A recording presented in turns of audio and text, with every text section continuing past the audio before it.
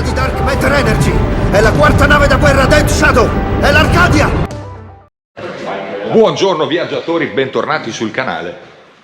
Mi ha chiamato Marco, sono volato immediatamente a vedere un bestione del genere. Cioè, parliamo di una motrice che viene da un vecchio posamine russo, ok? È un man che non finisce per più, 3 assi 6x6, delle gomme che, vi do un'idea, mi arrivano a me qui, ok? Bellissimo.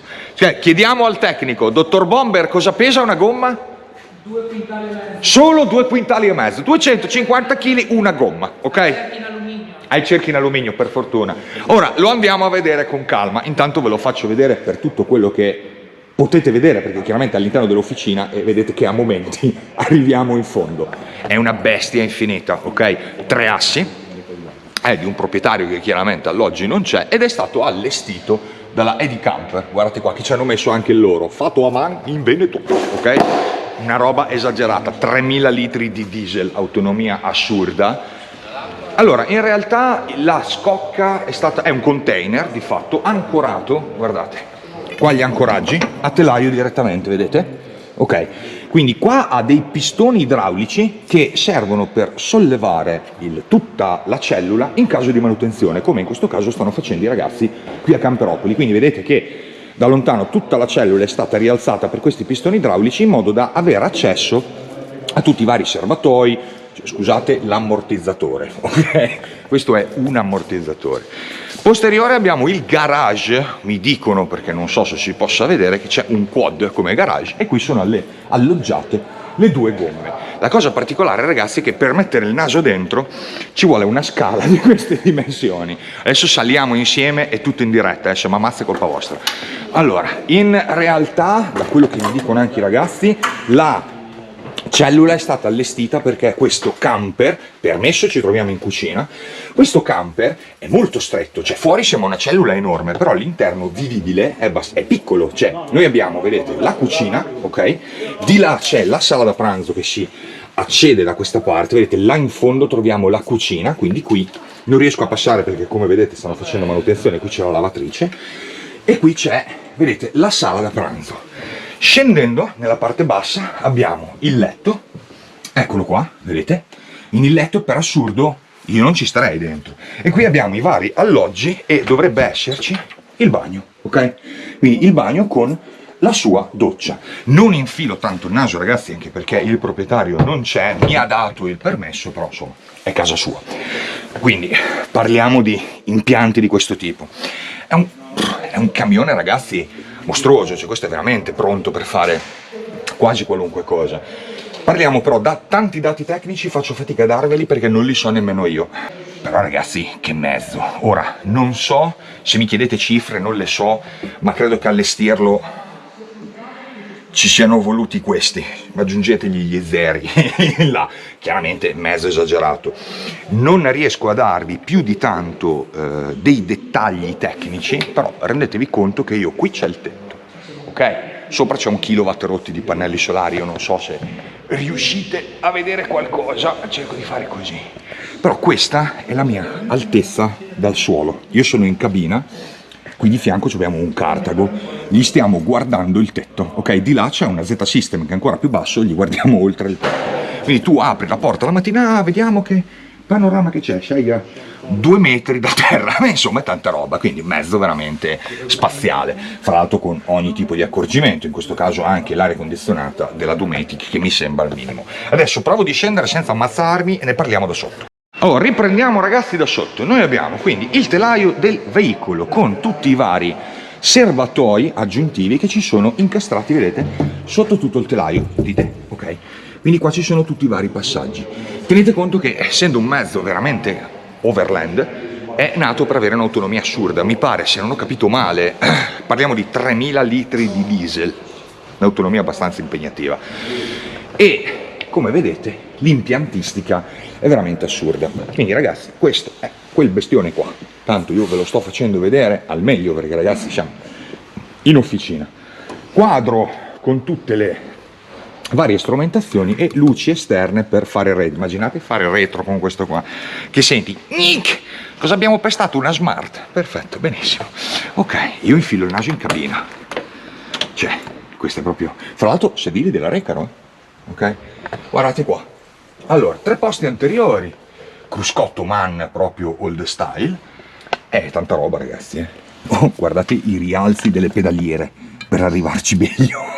Che spettacolo ragazzi, vedete che è veramente un mezzo adattato, guarda solo il rialzo nel gas, un mezzo chiaramente adattato, c'è Giacomo dietro, Sì, che è lì che lo guardo guarda. anch'io. Bell'oggetto, roll bar anteriore, quindi insomma, niente, volevo farvi vedere questa chicca perché secondo me ne vale la pena. E fra l'altro ragazzi siamo qui con Robertone, che anche lui vedete che è piccolino, che è un meccanico che segue l'oggettone. Allora, ci facciamo raccontare, perché io ci ho detto 4 minchiate, quindi le facciamo raccontare a lui.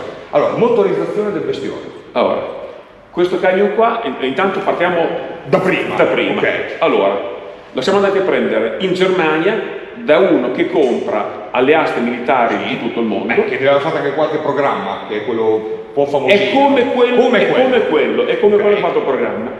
Questo era un camion che per l'esercito belga era un posamine. Perfetto. Era un posamine. Quindi siamo partiti bene. E il camion è un MAN Cat 1 A1, che è la versione un po' più nuova di quello che ho io, ho un Cat 1 e questo è un po' più nuovo.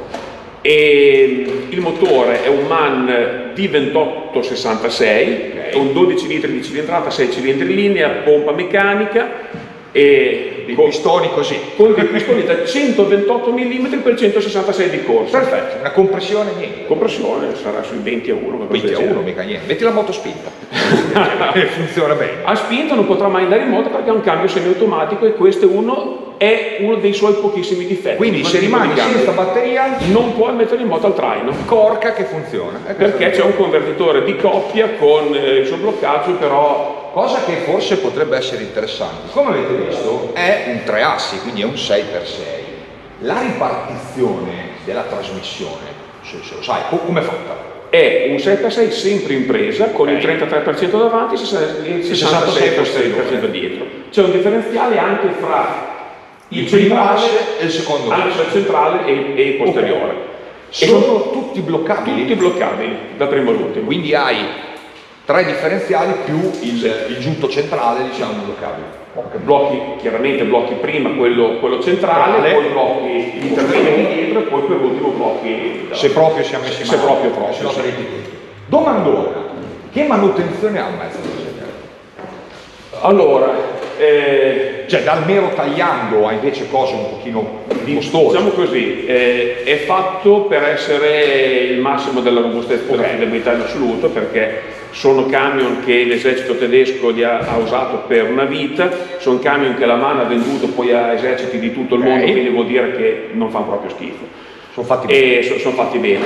Dove hanno potuto hanno usato roba commerciale, tipo gli assali che cambiano negli attacchi perché questi hanno le molle, ma l'assale è identico a quello che c'è su migliaia e migliaia di camion stradali. Il cambio, per esempio, è un cambio che vedi su migliaia e migliaia di camion stradali, con però l'aggiunta del convertitore di coppia. Ok. Correggimi, Fuller, il tipo No, di cambio? ZF. ZF. È un 16S 190A. Con il convertitore di coppia. Esatto, che è un USK 400. Spieghiamo perché tutti... Allora, il convertitore di coppia è quel coso, è quella frizione idraulica, chiamiamola così, che troviamo dentro in tutti i cambi automatici delle nostre auto normali. Con la differenza però che qui hai un cambio manuale dove tu scegli una delle 16 marce e in più hai anche il convertitore. Cosa fa il convertitore? Quando il motore ti scende sotto un certo numero di giri e tu non puoi scalare la marcia perché sei per esempio in salita sulla sabbia, sul fango eccetera, quando il motore scende sotto un certo regime di giri si apre una frizione che è la frizione cosiddetta di lock-up del convertitore, cioè il convertitore comincia a lavorare ed è come che il camion scali Quindi si è dato mezza marcia indietro. una o due marce però, in meno, quindi quando sta per fermarsi lui apre il convertitore e scala quelle 2 o 3 marce e ti porta su. Quindi ti porta immaginatevi, per dare un esempio pratico, questo che sto salendo su una duna, io ho deciso di salire in seconda, per darvi un'idea. Lasciamo stare se è ridotto. prendo lo slancio, arrivo su, sono quasi su, sta per fermarsi, non posso scalare perché si piangerebbe pianterei. lui, scala da solo e ti porta su, scala da solo senza passare per il folle, che è la grandissima differenza. È sempre impresa. È sempre impresa. Tanta roba. Sì. Secondo te, intanto diamo due dati, una gommina di questa qua, come dicevo prima, sono 250 kg. 230. 230 con i 220, cerchi in alluminio, tenete conto. Non lo voglio neanche sapere cosa deve costare. Ad esempio, manutenzione di trasmissioni, oli, c'è il tagliando. Io ho il mio camper, perché noi parliamo ragazzi di camperisti, facciamo il tagliando all'anno. Il tagliando all'anno qui come è fatto? Allora, intanto di olio ce ne vanno 30 litri. 3 solo? 3, ok. Nell'olio motore ce ne vanno 30 litri. Nel cambio non mi ricordo in questo qua, ma ce ne va un po' più del mio, che nel mio ce ne vanno 46. Quindi i rabocchini devono essere... Nei ponti ce ne va una decina di litri ognuno, sì, comunque un po' tanti lì. E questa cosa va fatta ogni?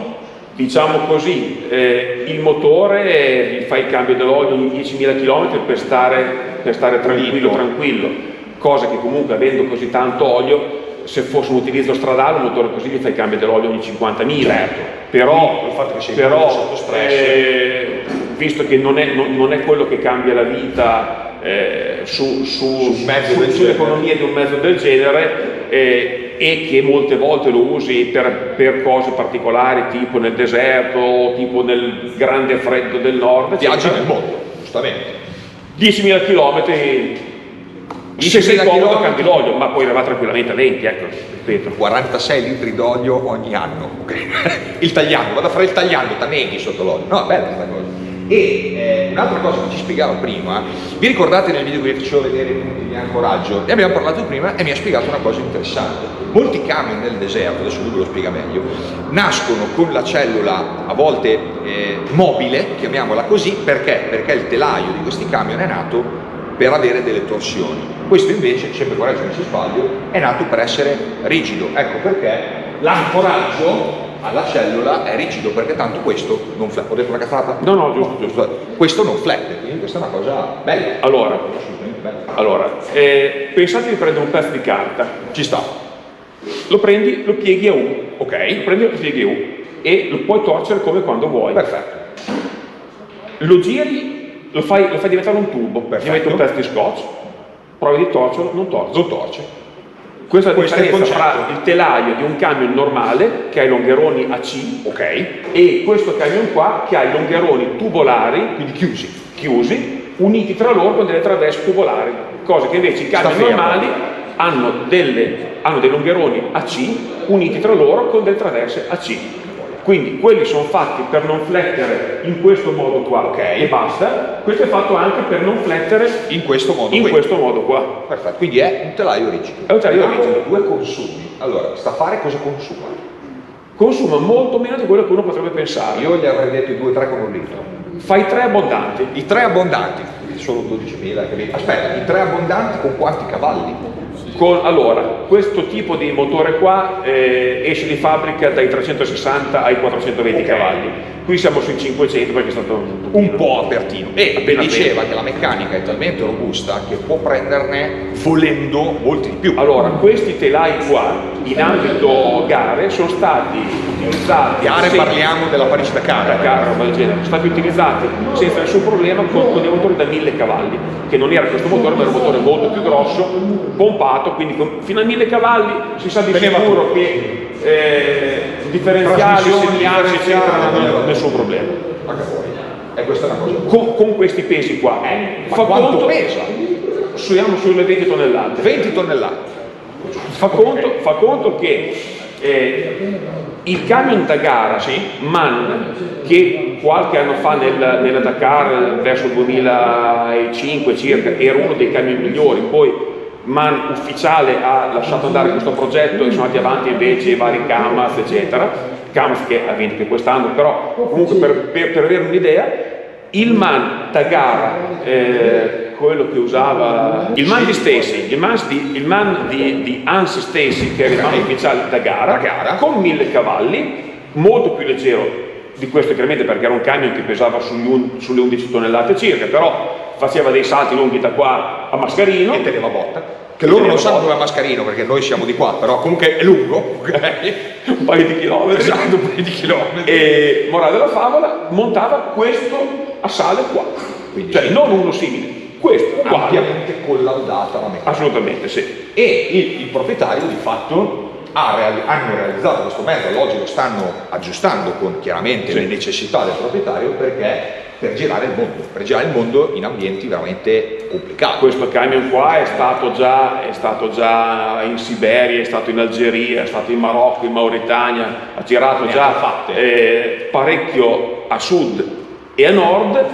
Covid permettendo, quest'anno sarebbe andato in Mongolia, però non ci va, e vedremo. Voleva come alternativa andare fino in Sudafrica, facendo il periplo dell'Africa praticamente, andare giù e tornare su, però si è fermi così, e adesso vedremo dove sarà la prossima meta compatibilmente con il Covid.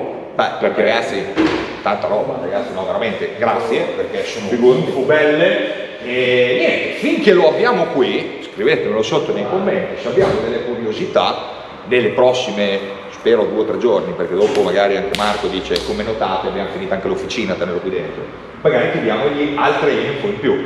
Loro dove, perché come avete capito Roberto è molto ferrato in materia, e vedete che qua voi non lo vedete ma c'è scritto un Sahara Dream, ok? Sì. Dove ti trovano i ragazzi? Allora, io sono di Bentivoglio, Quindi Bentivoglio Bologna. ero molto spesso in mezzo al deserto, perché adesso con quello che succede non ci sono. Ci siamo un pochino meno. Oppure c'ero il mese scorso che ero giù a fare la Dakar, Ecco. in Arabia Saudita, che non è Sahara, però comunque è un deserto bellissimo. Il Mal assolutamente d'Africa bellissimo. fa già meglio così. Sì, Quindi sì, nel caso in cui saharadream.it.com Il sito è uno schifo, ma se ne frega del sito, però il sito è uno schifo. vedete cosa fa Roberto e vedete dov'è, quindi questa magari anche qualcuno che è appassionato, fra l'altro tu prepari i mezzi, Sì. quindi anche lì magari chi ha idee o domande o dubbi, incertezze o qualunque cosa, contattatelo, che come vedete Robertone, ok, è sempre disponibile. Ragazzi, grazie di essere stati con noi, grazie Roberto, e alla prossima. Te ne dico un'altra, vai. Te ne dico un'altra. Fra 3 o 4 mesi ci sarà pronto il mio camion, che è il fratello più vecchio di questo qua, Sì. ed è molto molto più semplice, fatto apposta per lavorare, Perfetto, quindi- cosa che invece questo è fatto per È un casino. andare in vacanza. Perfetto. Quindi noi appena finito ci chiamano e gli andiamo a Così mettere- vediamo le differenze tra il più vecchio e il più Bello, nuovo. questa cosa mi piace. Bene. Ragazzi, alla prossima. Ciao. They say you don't gotta go home, but you can't stay here.